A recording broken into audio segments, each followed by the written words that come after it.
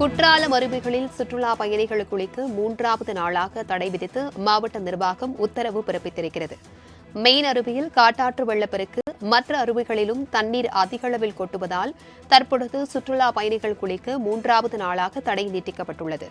மேற்கு தொடர்ச்சி மலைப்பகுதிகளில் இரவு முழுவதும் பெய்து வரும் கனமழை காரணமாக தற்பொழுது வெள்ளப்பெருக்கு ஏற்பட்டுள்ள நிலையில் குற்றாலம் அருவிகளில் சுற்றுலா பயணிகள் குளிக்க 3வது நாளாக தடை நீட்டிக்கப்பட்டிருக்கிறது. இதுகுறித்தான கூடுதல் விவரங்களுடன் இணைக்கிறார் எமது செய்தியாளர் கணேஷ்குமார்.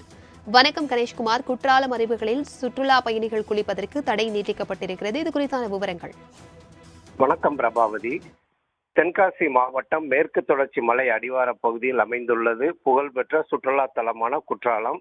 இங்கு ஒவ்வொரு ஆண்டும் ஜூன், ஜூலை, ஆகஸ்ட் ஆகிய 3 மாத காலம் கேரள மாநிலத்தில் தென்மேற்கு பருவமழை துவங்கியது முதல் சீசன் காலமாகும். அப்போது குற்றாலத்தில் உள்ள அனைத்து அருவிகளிலும் நீர் ஆர்ப்பரித்து கொட்டும்.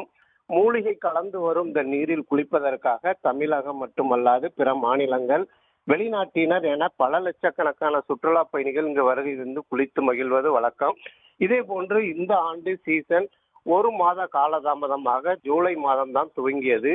தற்போது அனைத்து அருவிகளிலும் நீர்வரத்து சீராக இருந்து வரும் நிலையில் சுற்றுலா பயணிகள் அனைவரும் மகிழ்ச்சியுடன் குளித்து வருகின்றனர். இந்த நிலையில் நேற்று முன்தினம் முதல் தென்காசி மாவட்டத்தின் பல்வேறு பகுதிகளிலும் மேற்கு தொடர்ச்சி மலை வனப்பகுதியிலும் தொடர்ந்து கனமழை பெய்து வருகிறது.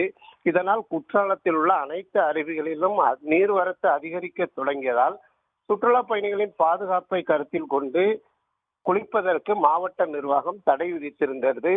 நேற்றுடன் 2 நாட்களாக நீடிக்கப்பட்டிருந்த தடையானது நேற்று இரவு முழுவதும் மேற்கு தொடர்ச்சி மலை வனப்பகுதியில் தொடர்ந்து பெய்து வந்த கனமழையின் காரணமாக குற்றாலம் மெயின் அருவியில் காட்டாற்று வெள்ளப்பெருக்கு ஏற்பட்டுள்ளது.